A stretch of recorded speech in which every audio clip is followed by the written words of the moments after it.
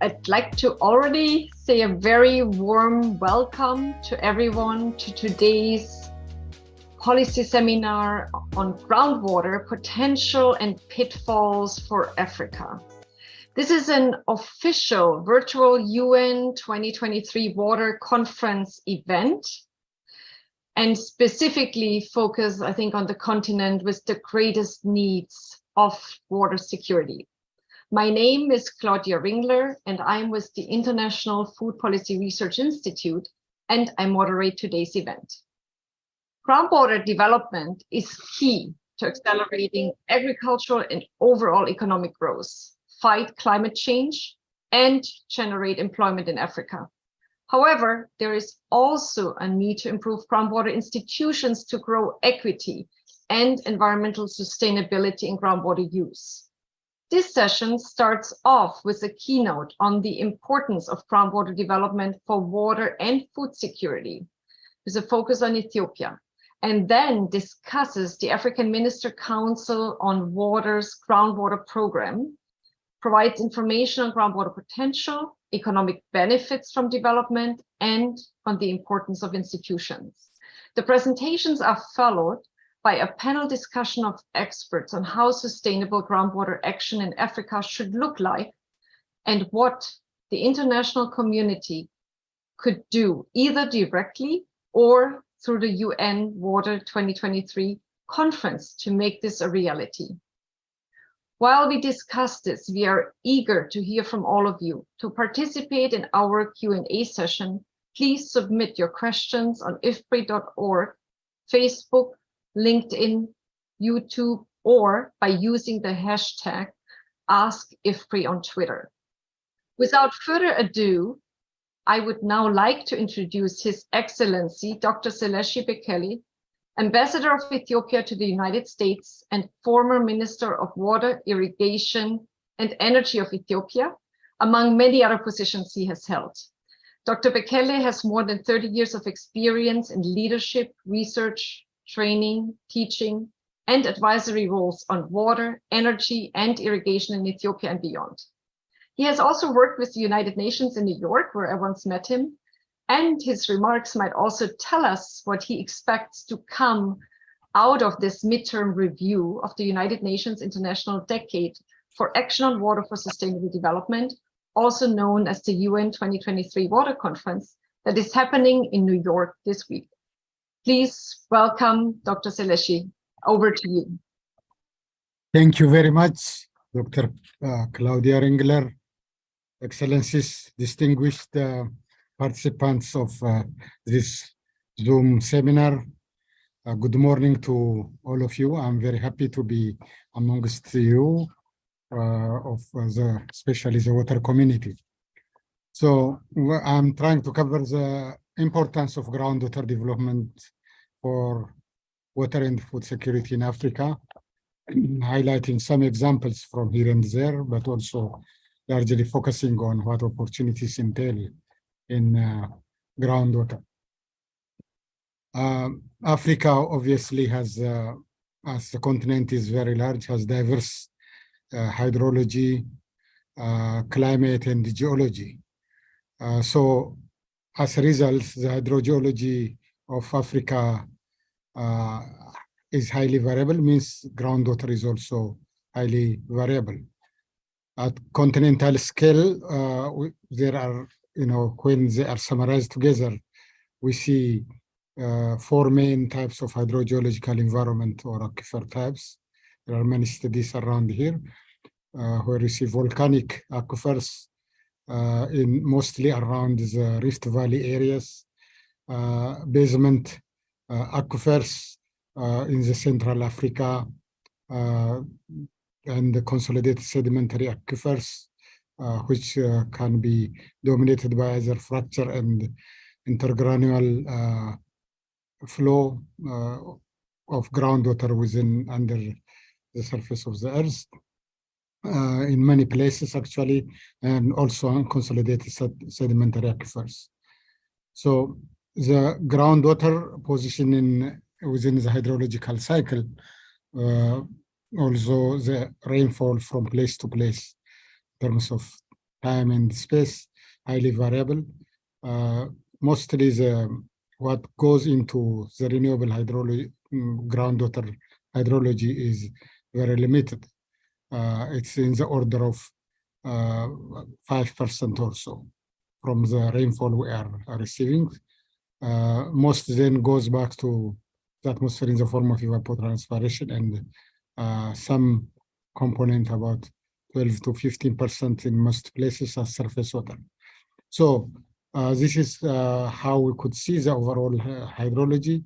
And as a result, the total volume of groundwater in Africa is estimated to be 0.66 million cubic meter to 1.75 million cubic meter.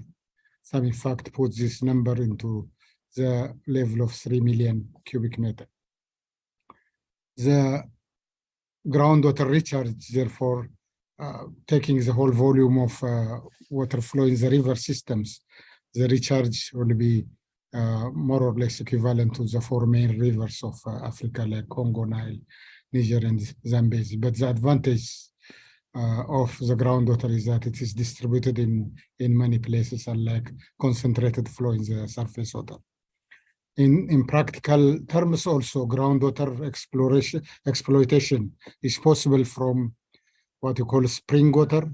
That is a form of surface water, usually supplementing base flow to many rivers, but its origin mostly is from the groundwater. Hand-dug wells, where we see up to 20-meter digging into the ground and discovering some amount of water. Shallow wells up to 250 meters and deep wells greater than 250 meters. So when you look at surface water and groundwater use in Africa,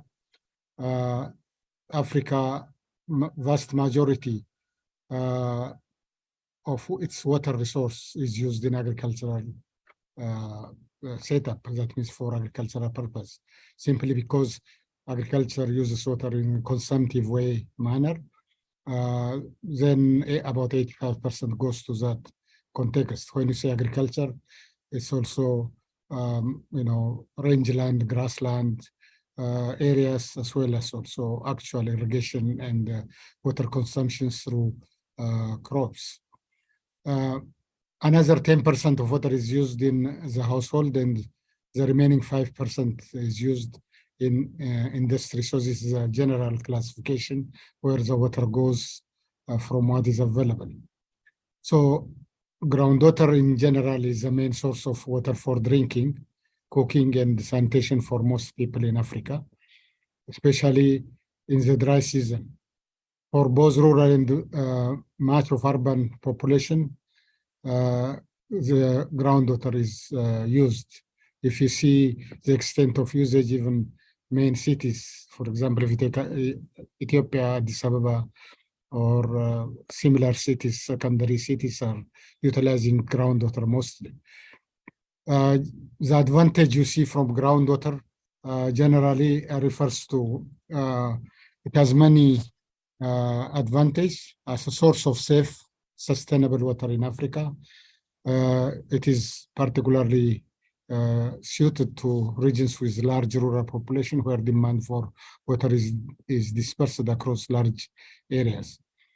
To build, most of Africans live, we live in rural and dispersed manner. That means bringing a water network in such kind of setting is difficult. Therefore, you have to exploit the water from similarly distributed areas. Therefore, groundwater is suited as most protected source of water for drinking. Therefore, it has excellent natural water quality. Groundwater usually has excellent natural water quality and naturally more protected from contaminations than surface water. It provides large volume of natural water storage. Seasonal varieties in amount or quality doesn't usually significant, particularly when you go to shallow wells and deep well territory. Groundwater also lends itself well to principles of community management. It can be developed incrementally. You can increase the number of boreholes from time to time, depending on availability of resource, and expand the usage and also increase the supply level for a particular community by adding more wells. It can be developed around homestead and accessible for production of irrigated vegetables and nutritious food. That means it is especially relevant for household as well as gender or women-focused production of nutritious food as well as means of income. The Africa water access in general is limited, as you know, due to low investment because we have a very low infrastructure for developing both surface and groundwater. Many remote rural areas and small towns suffer from lack of access to basic water supply and sanitation facilities. In general, it's mostly the economic water is highly limited compared to the physical water availability. Physically, water is there, be it on running through the rivers as well as groundwater. Storage is there, but accessing to those sources of water is very limited due to absence of economic water or developed infrastructure. For millions of smallholder farmers in sub-Saharan Africa especially, access to sufficient water for agriculture is a big challenge, and access to groundwater is far more suitable for smallholder farmers, especially where annual recharge is significant, where people could really dig under the wells as well as also access shallow wells. It can be increased. The income of rural poor can be enhanced in Africa. Improved access to low-cost technology for pumps and drilling. Services as well as market opportunities for producers first grows the use. So when you say technologies that we use for sourcing, that means for accessing the groundwater, then we have to lift it. That means the pump technology. After lifting, it has been conveyed and then ultimately applied to have meaningful agricultural production and productivity increment. So in recent years, for example, in Ethiopia, 3 years ago, we accessed over 10,000 pumps and distributed to farmers. And the following year, more or less the same amount. Then it has really brought significant shift in terms of production and productivity, especially when you take summer wheat. This year, that means in 2020 production year, we have managed to produce additional 2.5 million metric ton of summer wheat. And this year we expect to lift that to 4 million metric ton. This is a very significant shift. Almost in this year, we are doubling up the amount of wheat production in Ethiopia. It means very significant to fight poverty as well as overcome challenges of drought, and especially in years of this difficulty due to Russia-Ukraine war and inaccessibility of adequate wheat in the market. This is an important solution that can be learned from Ethiopia. Okay, Dr. Seleshi, I know this is all excellent. I think you have touched on exactly all of the topics, the potential, the economic benefit, institutions that are needed, the potential also for engaging women in vegetable production, the possibility to address some of the adverse impacts of the war in Ukraine. This is all excellent. Before we move to, unfortunately, we have to move to our next speaker, but I wanted to just, one word, the UN 2023 Water Conference. What would you, if you could, what it would be one thing you would like to get out of it for Ethiopia, for Africa? If you could just say one thing and then we'll move on. We're hoping for more investment, supporting African countries actually to create economic water. Thank you. Investment in for development of water for prosperity. Okay, exactly. Excellent. Thanks so much. Thanks again for your remarks. All right. We understand, if you could stay with us, that's excellent. I'm sure there will be questions, but if you cannot, that's also understood. You have a very, very busy job. So thank you. Yeah, thank you. I will listen for a few minutes, please. Okay, excellent. So we'll now move to our next speaker. I think what he will present is really directly answering or linked to the remarks that we have heard from the ambassador. I'd like to introduce Dr. Moshood Tijani. So he is from the African Ministers' Council on Water, and he's leading the AMCOW's Groundwater Development Program. He's a senior policy officer with AMCOW and is or was a professor of hydrogeology and environmental geology at the University of Ibadan in Nigeria. So welcome, Dr. Moshood. If you could explain us a little bit how AMCOW's Groundwater Development Program works, which is exactly one of those programs that hopefully can increase development on the continent. Thank you. Thank you, Claudia. I hope this slide has been loaded and my job is made easier. I thank you for the organizer for this event. And I must acknowledge the fact that the Excellency Ambassador of Ethiopia to the United Nations has done wonderfully well. Next slide, please. My topic is about African Groundwater Development Program for water security and resilience. So coming from the groundwork that the ambassador has just done in his keynote speech, he has given us the background, the statistics about the water in groundwater in Africa, how important it is, the multiple use. And be as it may, we need to also mention the fact that apart from being the largest freshwater source in Africa, groundwater also provides 50% of the total population in sub-Saharan Africa with primary source of drinking water. 8 out of 10 people in the rural community, as the ambassador have just said, have access to water and safe wash through groundwater. Of course, a lot of informal urban settings are also increasingly depending on groundwater. Of course, we also have the fact that increasing groundwater development will also impact on the food security in form of smallholder agriculture.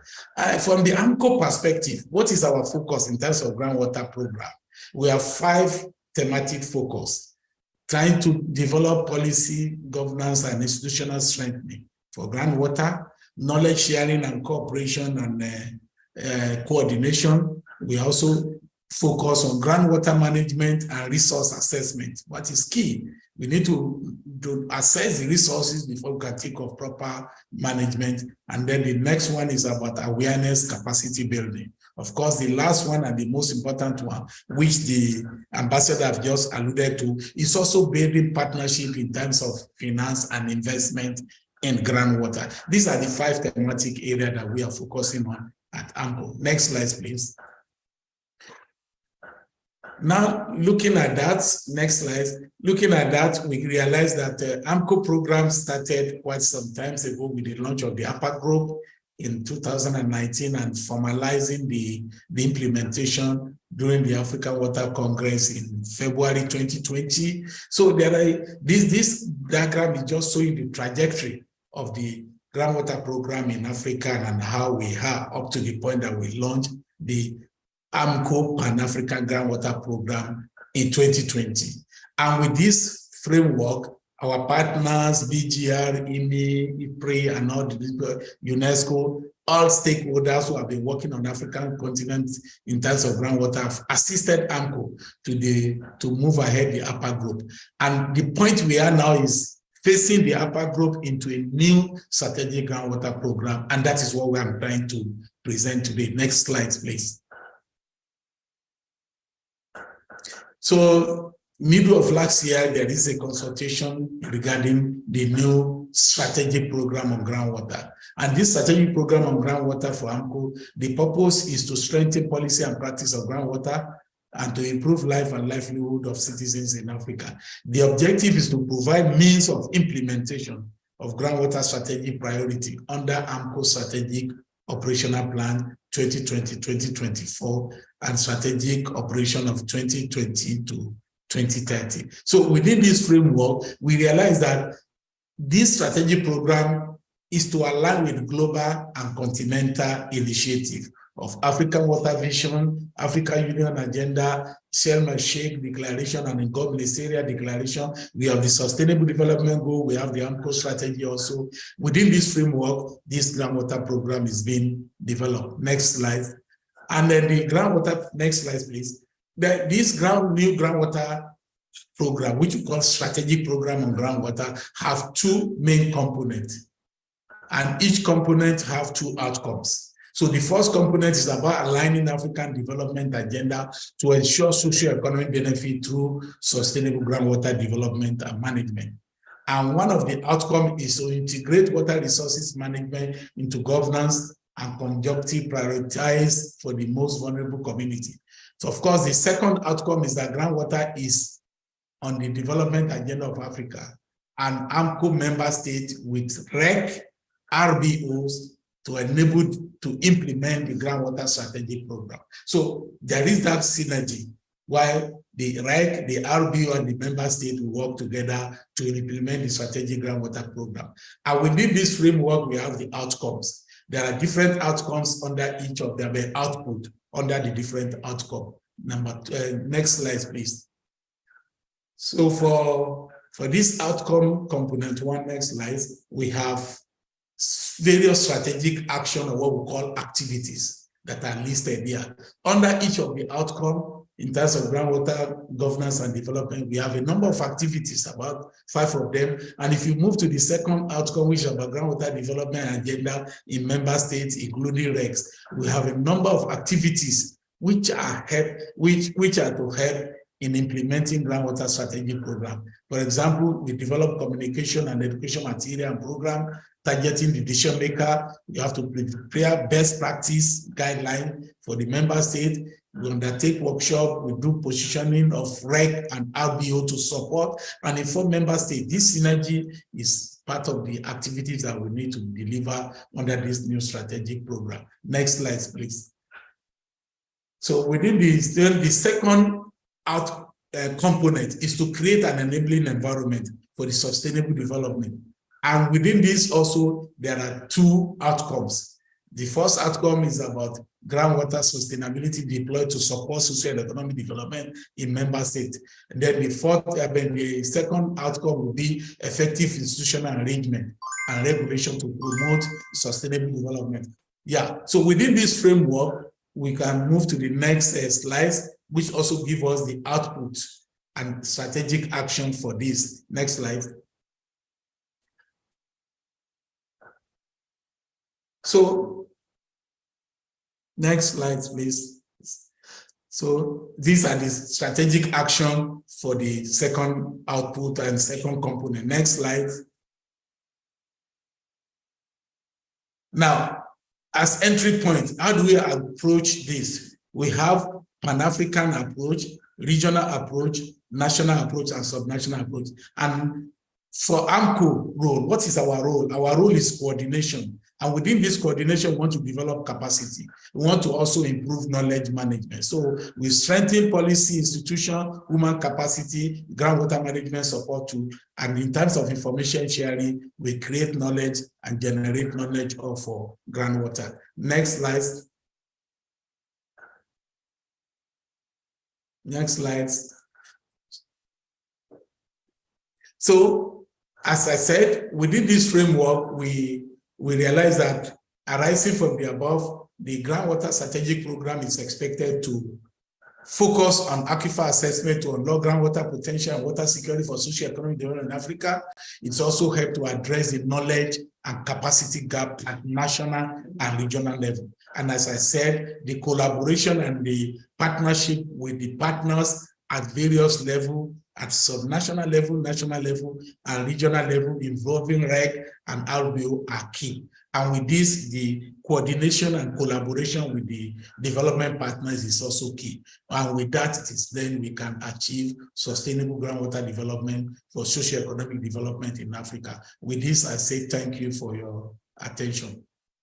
Yeah, thank you very much, Dr. Tijani. You know, this is a very comprehensive, very ambitious program. So I think definitely a lot, I think a lot of need. So in terms of UN 2023 Water Conference, I guess also support to the implementation of this program is I think what is needed. I'd like to now directly move on to our next speaker, Dr. Ramon Brentführer. He's project manager on policy advice in the area of groundwater for BGR. It's a German Federal Institute for Geosciences and Natural Resources. He has a background on geology. I think we have a lot of geologists in this event, unsurprisingly, and integrated water resources management. And he will give us a bit more background and I guess gets into a bit more in depth on the biophysical groundwater water resources side. Over to you, Dr. Ramon. Thank you, Claudia. Thank you very much for the introduction. Yeah, I will build on the narrative that has been told already by Dr. Bekele and also Moshood Tijani.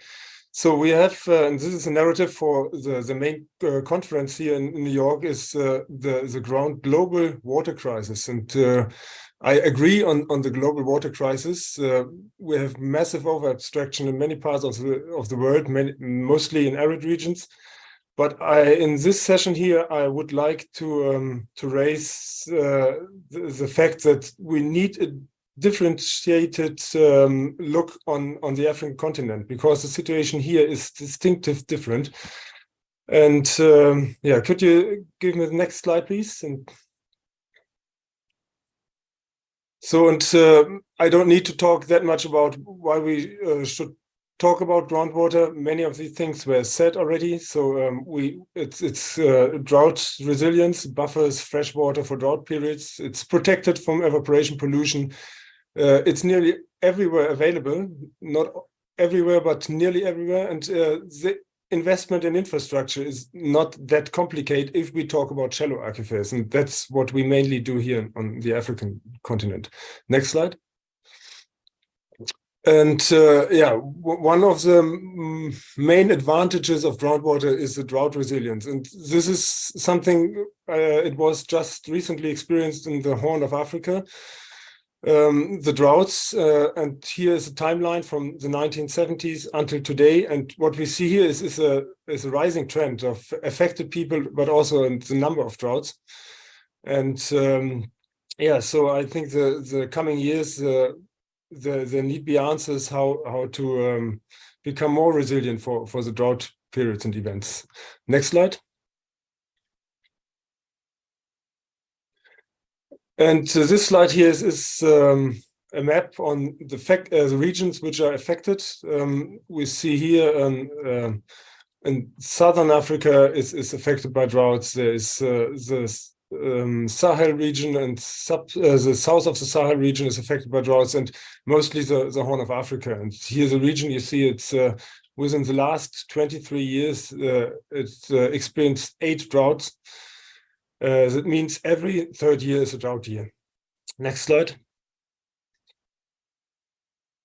And this map here shows the exploitable recharge. And it's also interesting when you remember the last slide with the regions which experience the droughts, that especially these regions seem to have some significant recharge. Here in this region, south of in the Sahel region, but also Eastern Africa, it's a recharge which is really is of significant interest for socioeconomic development. The next slide, please. And if we calculate it on the national scale, the water which is available, which is renewed annually, and calculated by the needs and the demand which is currently the countries are currently using, and even if we project it for a daily use of 120 liters per capita, we would see that if we take the looks on the South African, Sub-Sahara African region, except of the MENA countries, that each country in that region would use less than 25%, most countries even not 10% of the renewable water resources. Next slide, please. So that means we have not really a resources problem on the African continent. This is maybe really different to any other arid regions. In this region, we have more a problem of excess of the water resources. And the excess is in some regions quite difficult if we have deep aquifer systems, as we have maybe in Namibia, but also in the Sahara region and Senegal, Gambia, there is a deep aquifer system. But beside of these systems, especially in the regions where the droughts were experienced, we see that most water resources and groundwater resources are in the depth less of 20 meters, mostly even less than 10 meters. That means they are quite easy accessible. Next slide, please. And this is more surprising when we see at the current numbers of groundwater use, especially for food production. So the droughts are that much impacting on the agriculture on the African continent, because it's just 3% of the agricultural land are currently irrigated. And if we have a look on the share of this 3%, we see that just 5% of that water is from groundwater. That means there's a really huge potential for irrigation with groundwater in this area. Next slide, please. And here's a work from Ivan Alchenko. He was working for IFPRI for a couple of years, and he calculated the area which could be additionally irrigated by groundwater. And each cell here is 25 acres. And you see that mostly the color is around green in Eastern Africa, but also in the Sahel or sub-Sahel region. That means it could be 2 acres additionally irrigated in a cell of 25 acres. Next slide, please. So, and we see there is, I think it's very impressive that there is a high potential of using more water sustainably. And but we definitely have to talk also about sustainability risks. But also in that case, we need to differentiate very much, because it depends very much on the local situation. If we have a high risk, for example, if we have low recharge, as in the Sahara region or in arid regions, if we have a large groundwater body, then the risk is higher than in a small one, because we can over-obstruct over decades. And if the well productivity is high, then we can pump a lot of water out of one well. But the situation in many parts of Africa is completely opposite. We have, in many cases, we have a good recharge. We have small groundwater bodies which last maybe for a season or a couple of seasons. And the productivity of the wells is especially in the hard rock aquifers, which covers maybe more than 30% of the African continent. It has a very low productivity, which gives up of water, but not that much. And last slide. Yeah. So this is already the end of my presentation. So we have seen that there is quite huge potential. We have some risks, but I think we have to see. I think in some cases we might manage them. It's always, we need differentiated perspectives and looks on different areas. Depends on the geological setting and hydrogeology, but also on socioeconomic situations and institutional setting. So there is many potential for socioeconomic development that has to be unlocked. And I hope we see more of it within the next presentation. Thank you very much for listening. And yeah, thank you, Ramon. I mean, this is definitely a direct link into our next presentation that will be given by Dr. Angga Pradesha. He has a background on economy-wide modeling with, I think, case studies and experience in both Asia and Africa, and he has an interest in understanding how biophysical resources such as water can constrain or enable prosperity and livelihoods. So over to you, Angga, on the economic potential of groundwater development. Thank you. Great, thanks, Claudia. All right. Okay, good morning, good evening, everyone. Thank you for joining the meeting today. My name is Angga Pradesha. I'm a senior scientist at IFPRI. Today, I'm happy to share with you our research work on assessing the economy-wide benefit of accelerating groundwater development in Senegal and Uganda. Next slide, please. So just as a background and also to reiterate what Ramon has shared with us, you can see in the left diagram there, the pie chart shows the global freshwater supply is dominated by groundwater, while surface water only accounts for merely 3% of total water supply. However, when you look at the next diagram in the middle, which is total water demand across different sectors, first, it's obvious that the highest demand comes from agriculture sector, but the proportion of groundwater in supplying water to this sector is significantly less than what the surface water provides. And this is the resource gap that we're trying to explore, where we think that groundwater still has huge potential to provide more water to the economy. And the next diagram on the far right shows that even in the middle and low income countries, the water is used in agriculture sector. And this is the main focus sector in our study. Next slide, please. Okay, now when we look at the potential of groundwater in our two country studies, we only limit ourselves to explore the potential of renewable groundwater in order to make sure that the new groundwater development or extraction is sustainable in the long run. On the left panel there, you can compare total water use in the country and how much renewable groundwater is available to be extracted, and also how much the current groundwater withdrawal is. And it's obvious that there's still a gap between the groundwater potential and the utilization level. And this is the gap that we want to minimize in our study so that the country can benefit from these new renewable resources. Given most water extraction in the country is used for ag sector, we can see on the right panel there, what would be the potential of increasing water supply that could boost ag production and potentially improve the lives of the poor who are mainly engaged in agriculture sector. Next slide. So how we approach this problem? We use this water economy model by linking water allocation model with economy-wide modeling approach in order to understand how this new water supply from groundwater affects economic activities, not only in ag sector, but also in non-agriculture sector. In this way, we can measure the impact on total GDP, as well as employment across different sectors. So this modeling framework also allows us to capture the distributional effect of the shock across different households by linking it with household survey data through running micro simulation analysis in order to measure impact on poverty and hunger. We run the model using 2019 as the base year data and project the economy up to 2030 following recent economic trend, as shown in the diagram on the right panel there.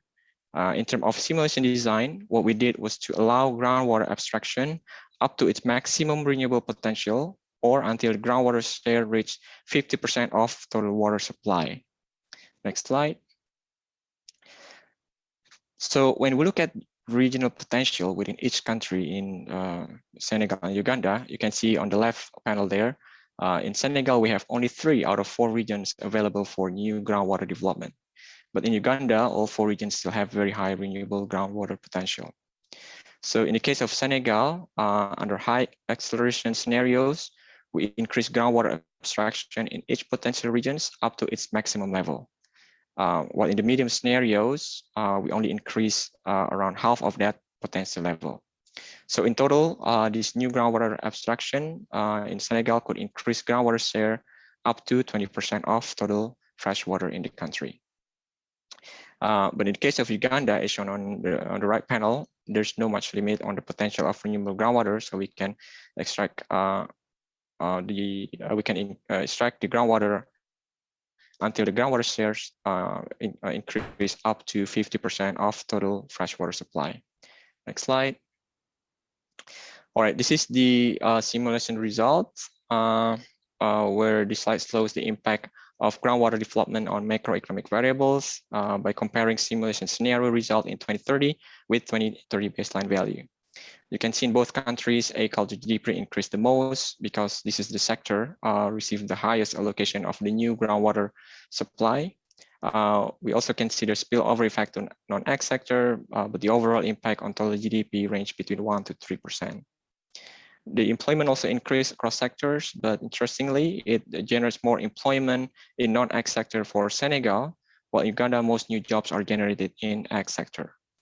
There are two main reasons. The first one is basically because most people in Uganda are still working in agricultural sector, while in Senegal, there are more people working in non-ag sector. The second reason is because how the water is distributed in the country. In the case of Senegal, the water is used across different crops, including livestock, with broader, that create broader value chains to off-farm sector. But in the case of Uganda, most water are concentrated in the livestock sector, with off-farm sector only limited to dairy or meat processing industry. Next slide. All right, so obviously with increase in income, many people could achieve better standard of living, where in 2030, we would have less number of poor people, less number of undernourished or hunger people. And with more water supply, of course, the country also able to provide more people with clean water. Next slide, please. All right, just to conclude, we observe that the renewable groundwater potential is considerable in both countries, particularly in Uganda. And if we've shown in our research that if groundwater development will be expanded to the level of renewable recharge, both countries could gain significant economic benefits by generating millions of new jobs and increasing GDP. We also shown that it could also improve people's standard of living by reducing poverty and hunger, as well as providing millions of people with clean water. However, as we know, its development requires commitment from both private and public sector by providing consistent and stable investment. And most importantly, I think next presentation will talk more about it. These groundwater institutions are key to make sure groundwater development only focus on renewable potential in order to avoid over-extraction that leads to long-term depletion. That's all for me. Thank you. Claudia, back to you. Yes, excellent, Angga. I saw 1.1 million people might be able to leave poverty now through just more aggressive but still very sustainable groundwater development in the two countries. That's really excellent news. And I'd like to now move over to our last presenter, Hagar ElDidi, also with the International Food Policy Research Institute. Her research interests are in equitable and sustainable communal governance of natural resources, environmental justice, rural development, and food security of vulnerable communities. And she's going to finally talk about these groundwater institutions and governance, a topic we have heard throughout all of the prior presentations. And now we'll go a little bit more in depth. Thank you. Hagar, over to you. Thank you, Claudia. Hello, everyone. So thank you very much. I'll be talking about the groundwater governance toolbox, and especially for governance and to increase the sustainability of groundwater use in Africa. Next slide, please. So like other common pool resources, we saw some of the groundwater challenges include having high subtractability, so one person's use will reduce the use for others, and also low excludability. But particularly, there's also low visibility. So it's difficult to identify the aquifer boundaries, the depth, the resource dynamics are also complex. And since the declines are not really directly visible, and many users are sharing the aquifer without really realizing their interconnectedness. And as we heard, the use of groundwater for irrigation by small-scale farmers particularly has been recently picking up in many parts of sub-Saharan Africa, and it's now being expanded and even promoted because, of course, of the vast benefits to livelihoods. But there are also no regulations or real government frameworks, institutions to manage such groundwater. And because this groundwater irrigation is now newly expanding, it's presenting us with a really good opportunity to improve farmers' understanding of how they, through their own collective action, can prevent groundwater depletion in the future before reaching clearly visible or alarming levels as in other regions. And so equipped with the right information and tools, communities can effectively and sustainably use and govern groundwater. Next, please. So there are many types of institutional tools out there that would be suitable for groundwater governance potentially, including information-based types such as data on water requirements, weather, extension, trainings, etc. Regulation types such as spacing of wells, licensing, irrigation schedules, having quotas, such. Also procedural tools. And these include things like experiential learning games, multi-stakeholder dialogues, participatory modeling, etc.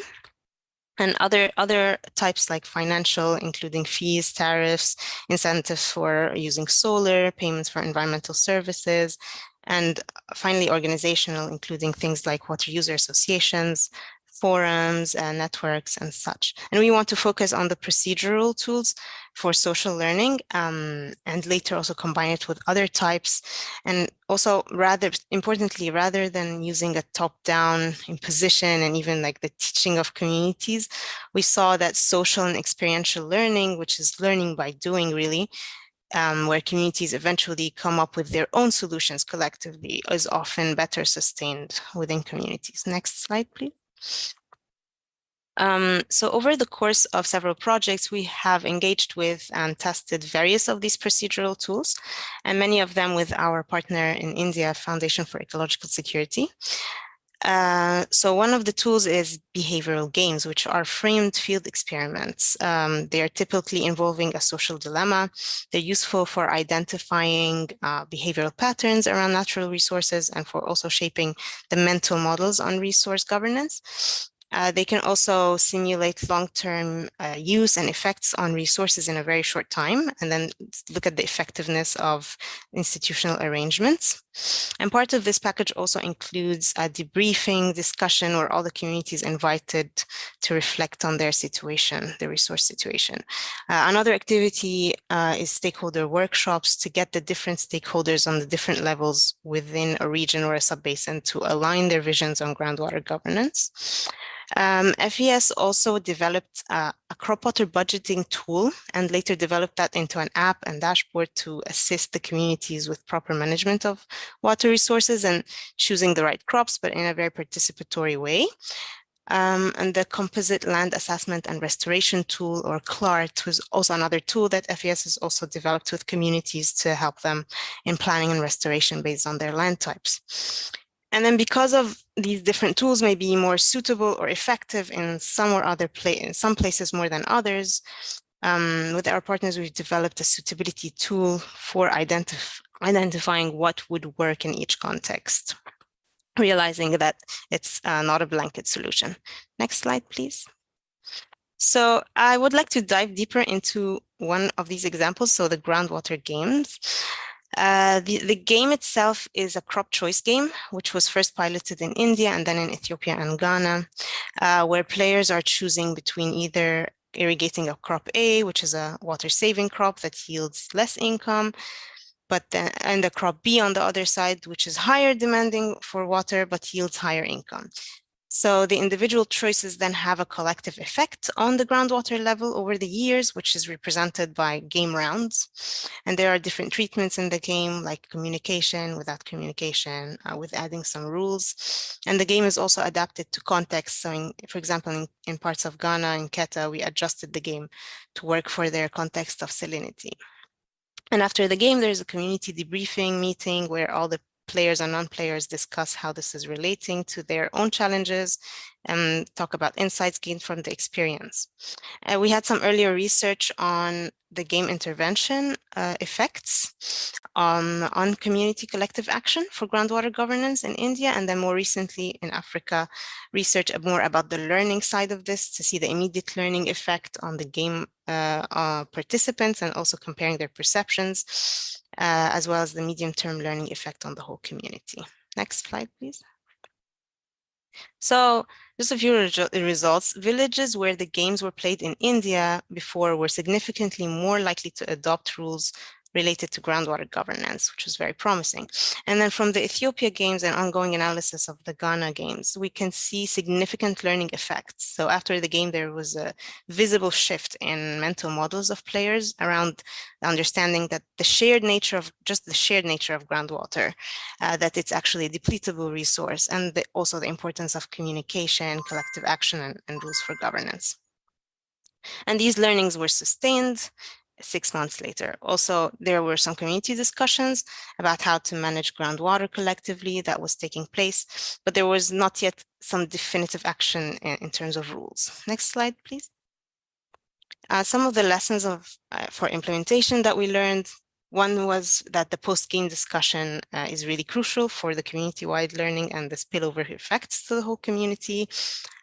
Refreshers and repeated engagement with communities was also needed to sustain the retention of lessons. And also for the community to come together and agree on rules for groundwater is more of a longer term process that really needs more engagement. Next slide, please. And finally, for implementation and also for scaling of such tools, scaling up, we learned that packaging the various tools into a toolbox of sorts increases their effectiveness. So a good example is FES, who uses these tools such as crop water budgeting as a follow-up to the games and as part of a longer-term engagement. And this increases the receptiveness of other planning tools.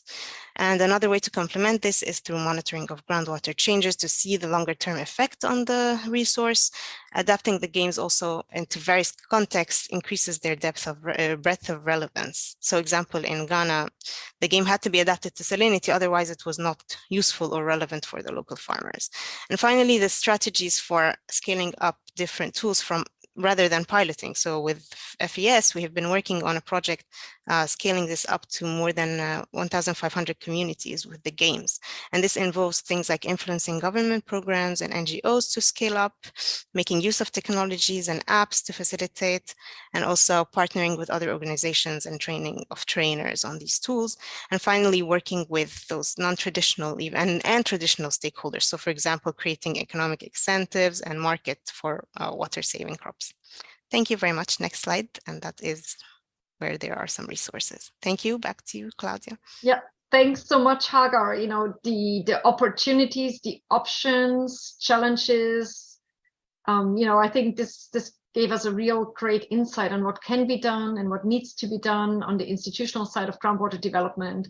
And I assume, you know, that AMCOW, with its overall plan to develop groundwater resources sustainably, will bring all of these findings and experiences and tools into this program, and Nexus Gains, IFPRI, and other partner, of course, would be happy to support that. So I hope we'll also get some questions on that, maybe hear from other experiences from our audience on how groundwater can be managed sustainably. And I'd like now to turn to our esteemed panel. They will discuss what they have heard and hopefully also tell us a bit of what they think should come out of the UN Water Conference, what they'd like to see to come out from there. We have 4 esteemed panelists. Julius Aheebwa comes from Uganda. So we have panelists that reflect on the economic benefit values from Uganda and Senegal.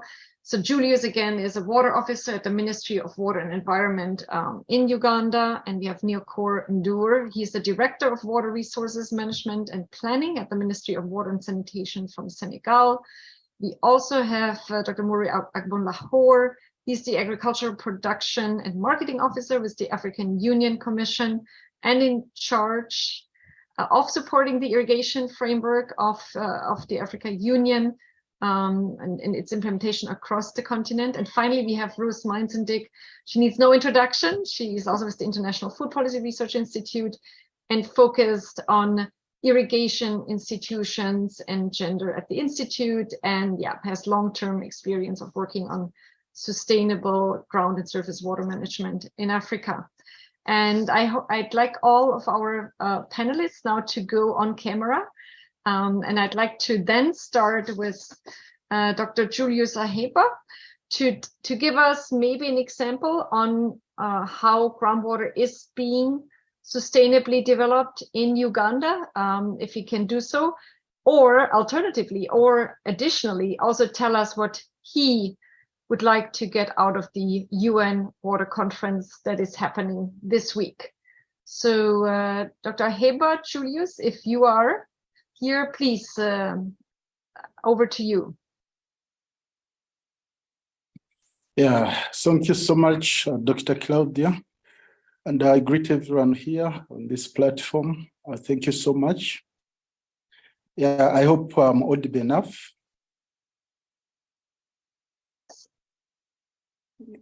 Okay. Yeah, concerning the question that has been posed, how can we sustainably accelerate groundwater development in the country?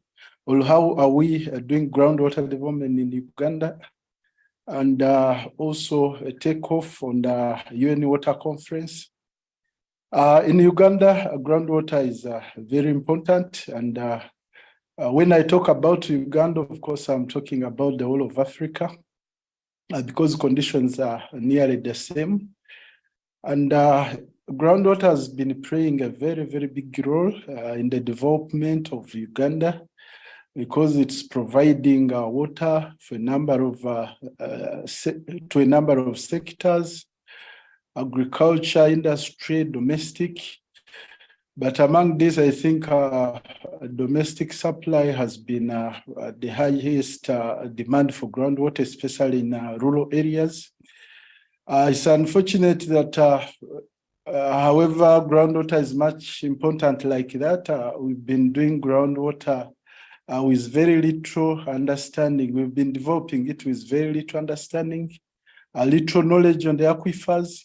So I can say we are getting something out of it, but we are not getting the best because of little understanding. And I have to say that when we increase understanding of groundwater in the country, the potential, I think we are likely to get much more benefit out of it. And based on that, I think investing in understanding of groundwater of the country will play a big role in helping us actually gain maximum benefit. One of the factors I can say which is accelerating groundwater currently in Uganda is adoption of irrigation-fed agriculture, where the main emphasis is being put on use of groundwater resources. The reason is that groundwater resources are reliable, especially in this context of climate change.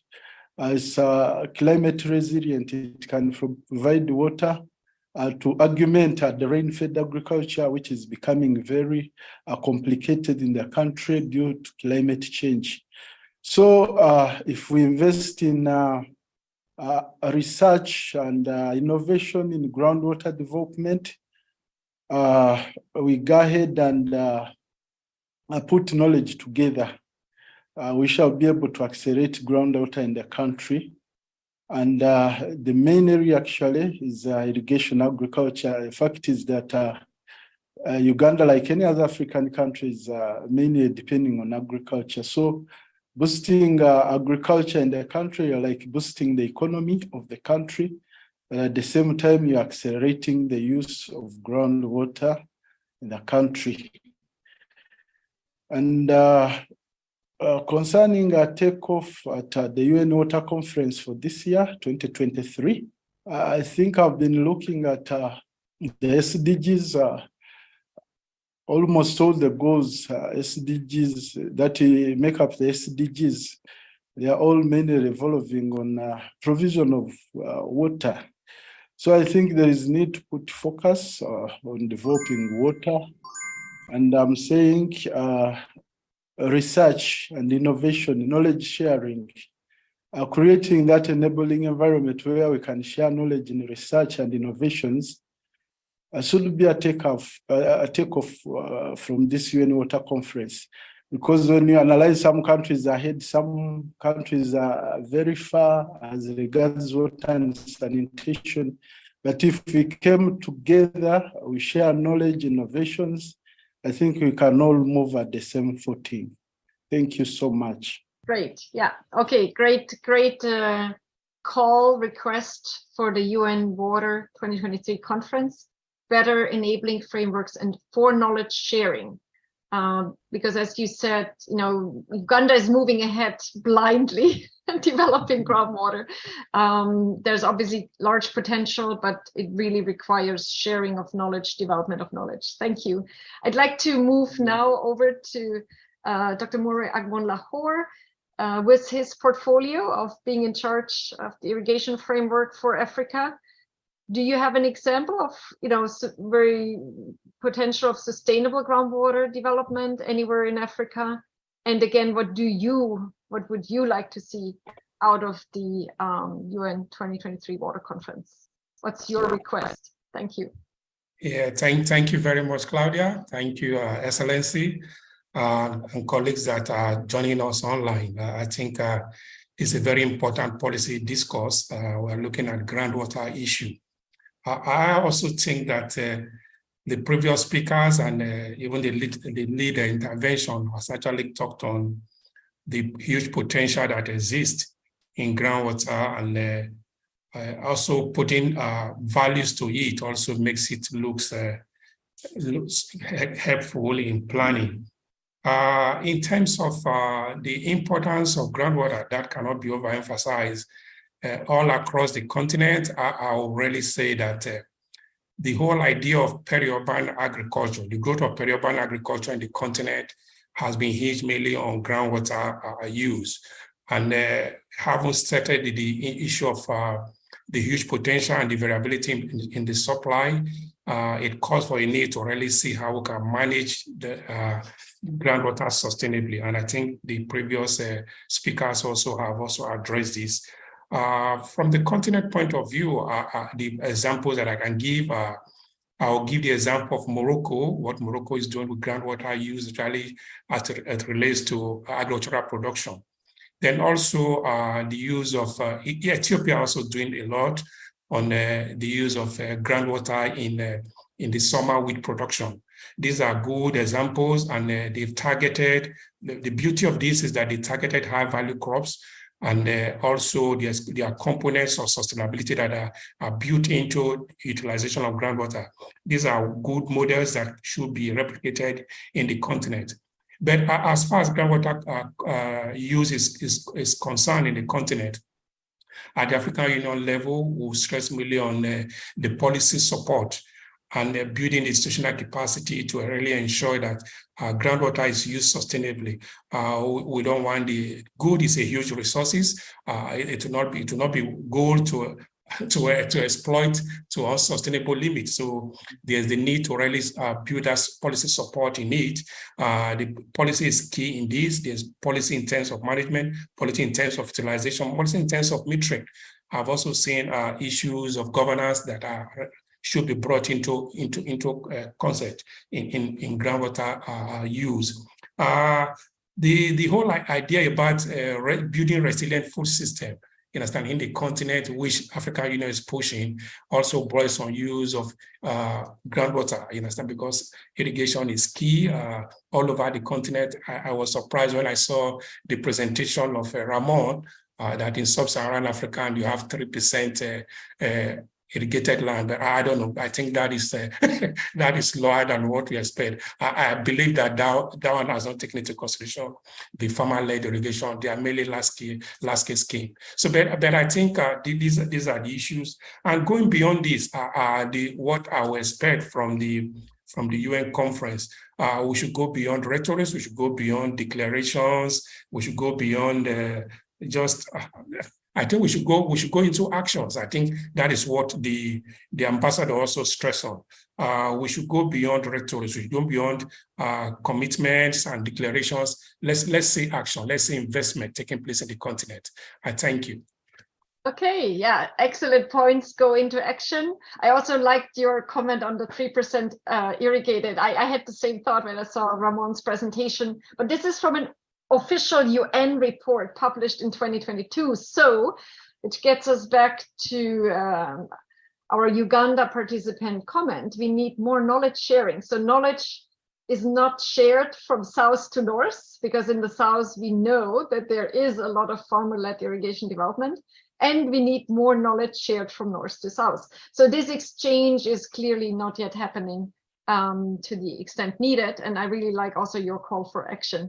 Before we come to our third panelist, Dr. Ruth Meinzen-Dick, I'd like to just remind everyone, this is pretty much the last chance to share your questions. We've already received a substantial number, but if you'd like to share your questions still, please do so on IFPRI.org, Facebook, LinkedIn, YouTube, or by using the hashtag AskIFPRI on Twitter. We'll come to the Q&A portion of this event shortly. So now over to Ruth Meinzen-Dick. Yeah, what's your take on sustainability, an example of sustainable groundwater development, or what would you want the UN Water Conference, what would you want to be different after the conference this week? Thank you.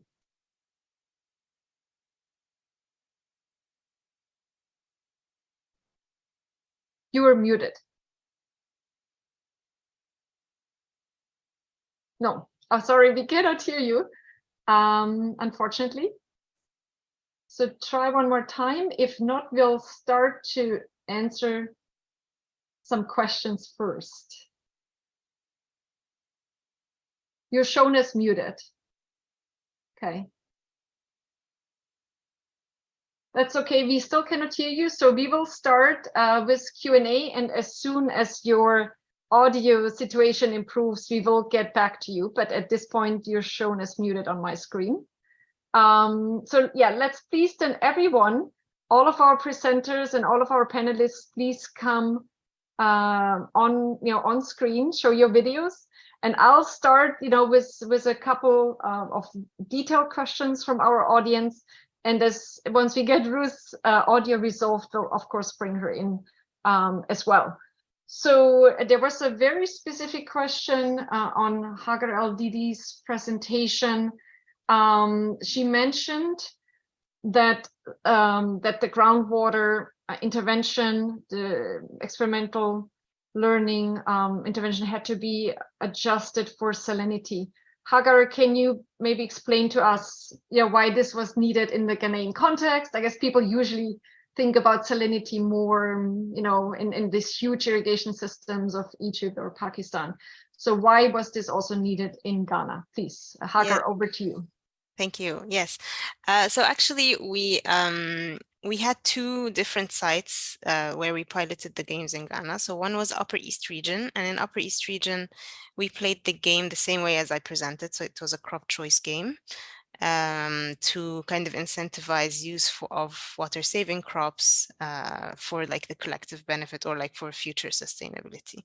But the other region that we piloted the games in was the Keta Basin, which is on the coast. So it's a very particular context, and the community that's farming in this area on a very thin strip of land are, of course, they're in a lagoon, and so there's a lot of saltwater intrusion happening. So as soon as they extract just a bit more than their usual amount, then they run into salinity issues, and that of course leads to productivity issues as well.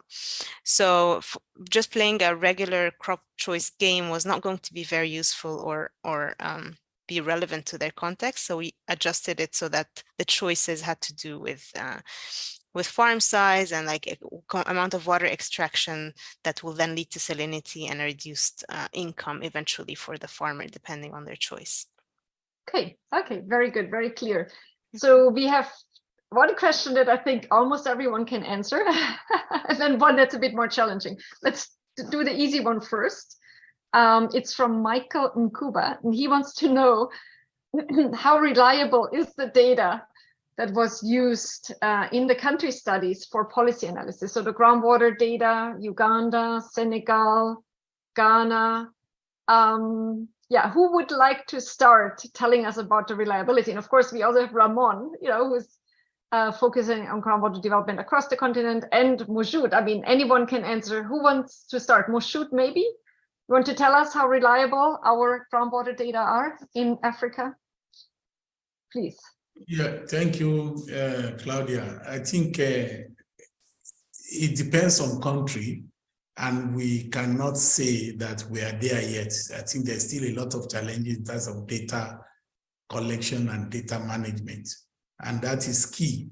And this is part of why knowledge management and knowledge sharing, we take it to be very important in AMCOW. How do we harmonize our knowledge? How do you standardize the knowledge in terms of based on the data that we have? Without a harmonized data, without a standardized data, it's difficult to create knowledge and information from those data. And that is why, for me, in many African countries, depending on where you are, I think there are relatively different levels of data availability in terms of the quantity, and then also in terms of the quality. When you talk of groundwater level monitoring, I think snapshot monitoring is available in many countries, but whether we have a kind of regular monitoring that will be online, then you can have that. So in terms of groundwater, I think it's still limited. For surface water, because of the disaster risk early warning system, I think some level of data are available. But in case of groundwater, I think we are still very, very far away in terms of adequate, sufficient data in terms of quality and in terms of quantity when it comes to groundwater. So, okay. I mean, in many countries, even the assessment of the groundwater itself has not been properly known. So when you cannot even quantify what you have, how do you manage it? So I think data is the key. And that is why we take that as one of the points of reference in AMCOW. Thank you. Okay, excellent. There was actually a follow-on question from Michael in Cuba, and I guess I'll answer that to Ramon. As I said, we have so many groundwater geologists here. Climate change. The follow-on question also from Michael is, how is climate change incorporated into the current groundwater knowledge in Africa? And I know Moshood could answer too, but I'd like to hear Ramon's point on that. First, I would also like to add to Moshood's words that the knowledge on the renewable groundwater, I think this could be quite well estimated, because we know what comes down from precipitation, what is annually we get on new resources. So I think this knowledge is pretty much well known. It's maybe lesser known how big is the storage room in the underground. For climate change, I mean, this is projection, this is assumptions, and what we can do is we learn from the past, as we have seen from the darts, for example. We have seen the last 20-30 years the trend is rising, and so there is a great risk that the trend will even still rise in next years. And also from climate change models, we see that the situation is increasing. In some regions we will have more droughts, maybe more evaporation; in other regions more precipitation. So I think the trends are that weather extremes will increase. And there is more energy within the atmosphere. So because it's heating, and then so extremes will become more often, more severe, I think. Okay, yeah, very good. And now, just from the ground, Julius, is your data reliable? Uganda's groundwater knowledge system, data system. Would you say it's good enough to provide policy advice? Of course, you know, as we know, development is moving ahead. But what do you think? If you could just give us a very short intervention here on that. Julius. Yes. Thank you so much, Dr. Claudia. I think the aspect of data has been a challenge always, but it has not stopped us from going ahead to do what we can afford with the available data. We've had the same challenges even in the research we've been doing, but there are always ways we can come out. Of course, we may not have the perfect thing at the end of it, but we've come out with something, and that can be the beginning. And what I can say, Uganda has embarked on a number of programs that are aimed at collecting data. For example, right now we have a study which is running that is mainly focusing on groundwater, understanding of the national groundwater resources in the country. And through that exercise, we are collecting data. It's a challenge right now, but there is a strategy to overcome it. And the data we have now, yes, can present something good enough as a starting point. Thank you so much. Okay, great. And we do have Ruth Meinzen-Dick now on good audio. And so we'd like to get back to her, to tell us example of sustainable groundwater development in Africa, or what she thinks the UN Water 2023 conference should focus on. Ruth, over to you. Thank you. Am I audible now? Yeah, okay.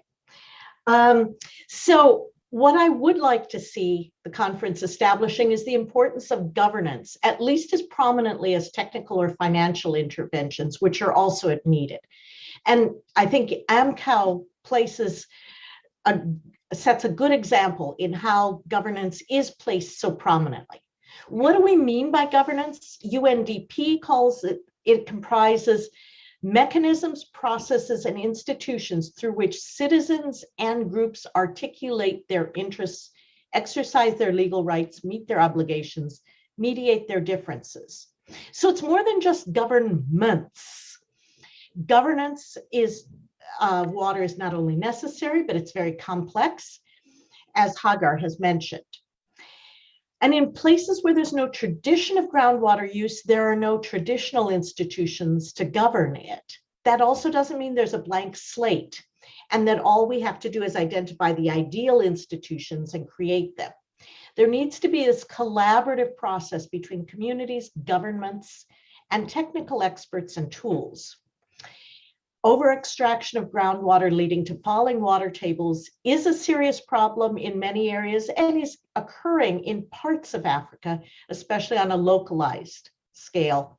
I grew up in India as the water tables were falling from pumping more than recharge levels at a local area.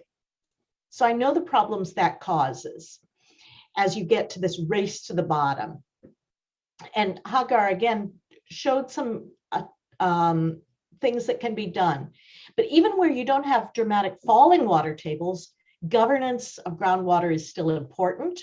For example, my first study in Zimbabwe was a comparative irrigation system performance. The type that performed the best were actually on these Bani wetlands, informal systems where farmers built raised beds and small ditches raising diverse vegetables, high value, and coordinating among themselves. Very efficient technically, but if anyone would put in a pump, it would draw down the water table below the crop root zone and ruin the whole system. And when you have programs to subsidize or encourage groundwater, there are governance issues in who will get the benefits. Will it be the wealthier farmers or even outsiders who get the first mover advantage? Will women have equal or even greater opportunities to tap this resource? And when you have watershed management systems creating recharge, like Ethiopia's large-scale watershed restoration under public works, there are important governance issues on where those investments will be made, who will benefit, and who will maintain them after the public works program that built them move on. So there are no panaceas that are going to work everywhere, but there are promising approaches. What's important is that we're looking at governance issues as the groundwater use develops, rather than as an afterthought, and that we bring together the technical and institutional expertise to address this, as we are so well in this session. Thank you.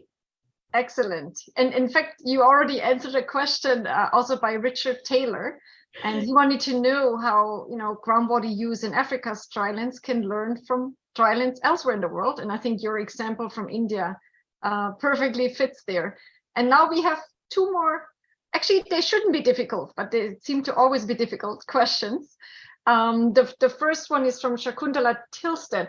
So she would like to know how all this sustainable groundwater development supports nutrition diverse diets.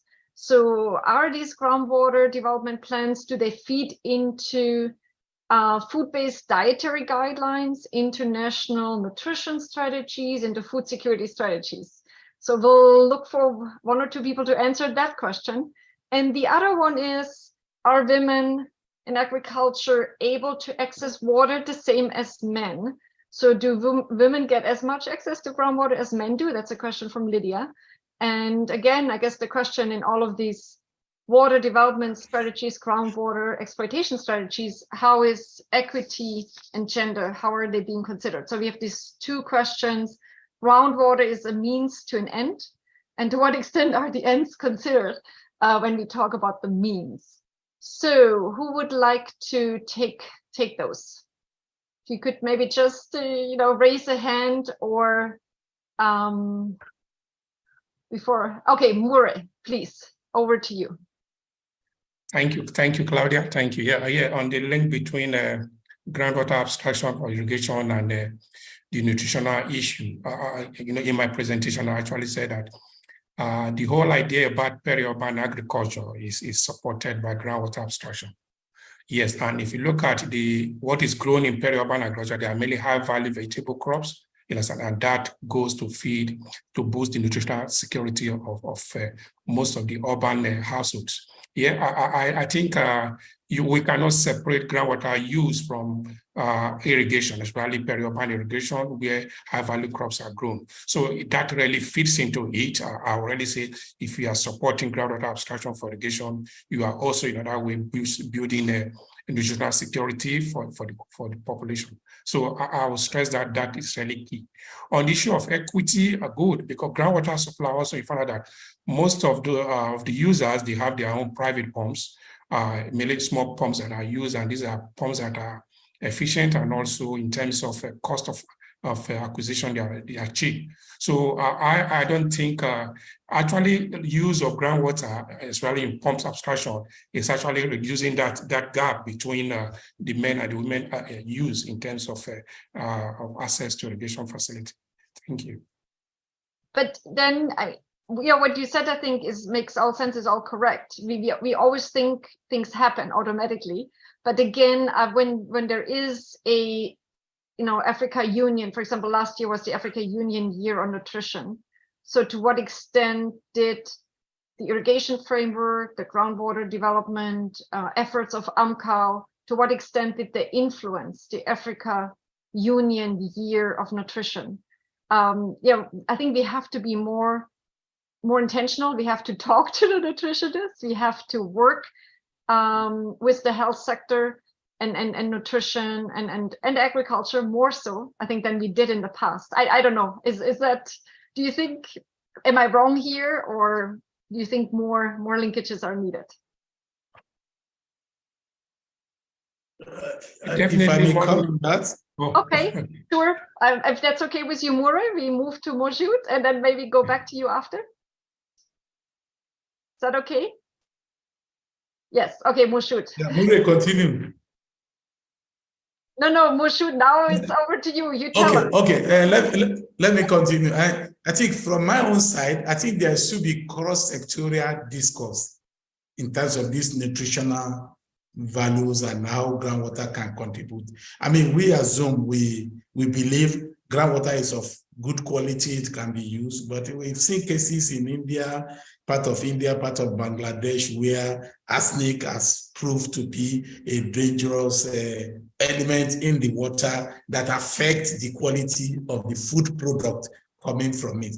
So by the time we're able to talk to the nutritionalists, the soil scientists, and look at the other environmental dynamics of what are the farmers use in terms of soil amendment, fertilizers, or pesticide they use, how that is also going to affect the nutritional quality of the plant, of the vegetable. So we should not just live on the illusion that, okay, the groundwater quality is good, if you can use it to irrigate, but we might look into what other agricultural practices that could negatively affect the quality of the water, and this quality of the water can have impact in terms of trophic transfer or bioaccumulation of some of the elements in the water into the plant. So I think that aspect needs some kind of cross-sectorial discourse to be able to factor all those things in. But the basic understanding is that using groundwater now increase the food production, increase access to some of these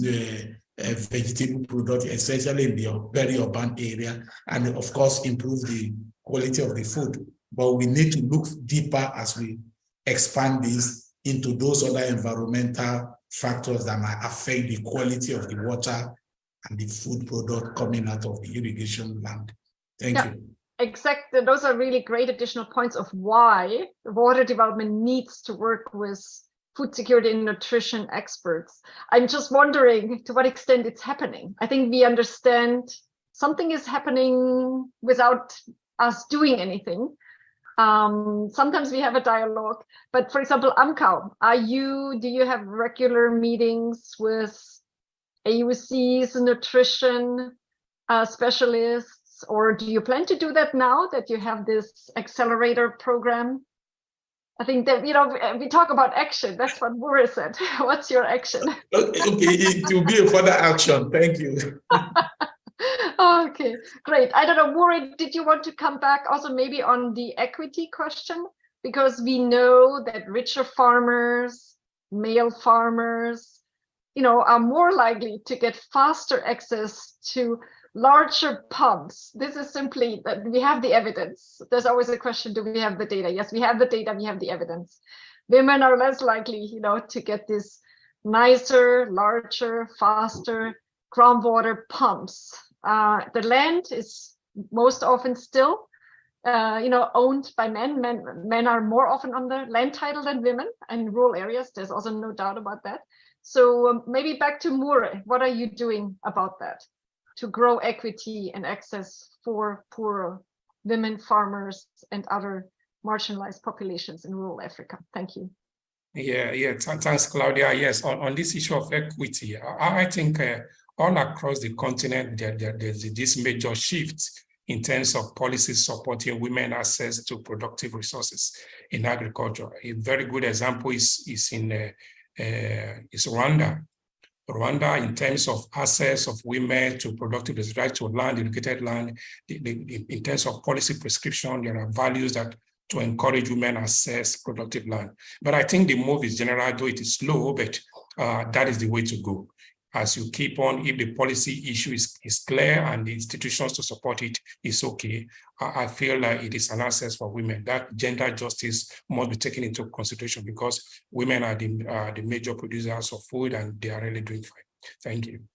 Okay, now let's hear from Uganda. And by the way, unfortunately, we lost our panelist from Senegal. He lost his internet connection. But please, so everything is Julius. We hear from you. Uganda, what are you doing on ensuring that women farmers and marginalized groups also have access to all the groundwater that can be developed in the country? Julius. I cannot hear you. You're muted right now. Yes, thank you. Uganda. Thank you so much, Dr. Claudia. In Uganda, to promote equity, I think we are implementing what we call catchment-based water resources management and development. The process is a little bit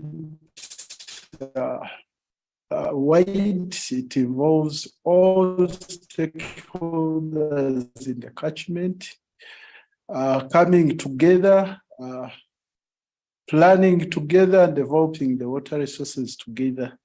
So when we are doing that, we are included in the planning, in the development, and in the management of water resources. The process is, of course, driven by the Ministry of Water and Environment, but we ensure that it is stakeholder driven. We don't want to impose things that are not feasible in the catchment. So in that, actually, we ensure that everyone is part of the development, but as well as the management of water resources. Thank you.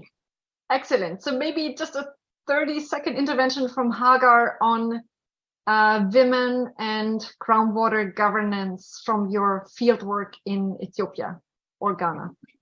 And then we unfortunately have to come to closing. But Hagar, please. You're muted. Here, is that fine now? Yes. Yeah. Okay, great. Thanks. Yeah, let me end with this interesting piece of data from our groundwater games analysis. Is that we saw that the learning effect for collective action and like way of reducing collective water use for groundwater and irrigation was actually a higher learning curve for women. So that is really good, and definitely a call to invest more in this, as women are equally good stewards of commons and resources. But however, they seem to also be maybe less exposed to things like government programs such as the soil water conservation and such, which was through them not.